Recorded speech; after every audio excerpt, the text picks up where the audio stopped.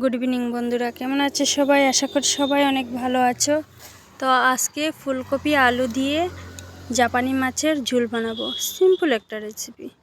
তো আমি এখানে ফোড়নের জন্য তেল, 5 ফোড়ন আর তেজপাতা দিয়ে দিয়েছি। একটু নেড়ে চেড়ে তারপর আমি তেলে ফুলকপি আলু দিব। ফুলকপি আলুগুলো দিয়ে একটু সময় নেড়ে চেড়ে ভেজে নেব। তো বন্ধুরা, শীতকাল চলে এসেছে, তাই ফুলকপি হবে না সেটা তো আর হয় না। তারপর আমি এখানে ফুলকপিতে একটু হলুদ গুঁড়ো, একটি লবণ দিয়ে তারপর আবারও নেড়ে চেড়ে নেব। একটু সময় ভাজা ভাজা করে তুলব। আর আমার ফুলকপি খেতে অনেক ভালো লাগে, জানি না কার কীরকম লাগে, তবে আমার ফুলকপি খুবই ভালো লাগে। আর আমি সিম্পলভাবে রেসিপিটা শেয়ার করছি তোমাদের সাথে। তো ফুলকপিতে একটুখানি আমি আদাও দিয়েছি, দিয়ে নেড়েচেড়ে আমি ঢাকনা দিয়ে দিয়েছি। তো একটু সময় পর ঢাকনাটা তুলে তারপর দেখলাম ফুলকপি আলু থেকে জল বেরিয়েছে।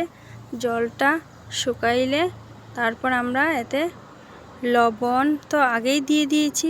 এখন আমরা কি দেবো? মরিচ গুঁড়ো দেবো, জিরে গুঁড়ো দেবো, দিয়ে আবারও নেড়ে চেড়ে ফুলকপিগুলোকে ভালো করে ভেজে নেব।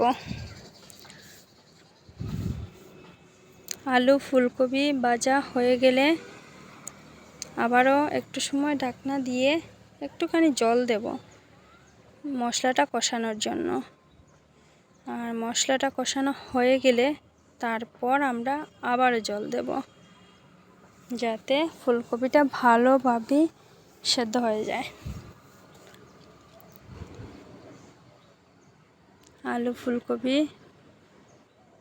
খুব সুন্দরভাবে ভাজা ভাজা করে তারপর আমরা এখানে জল দিয়ে দেব। তো তোমরা দেখতেই পাচ্ছ আমার আলু ফুলকপিগুলো খুব সুন্দর করে ভাজা ভাজা হয়ে গেছে, আর ফুলকপি আলু থেকে তেলও বেরোচ্ছে। তো এখন আমরা ফুলকপি আলুর মধ্যে জল দিয়ে দেব।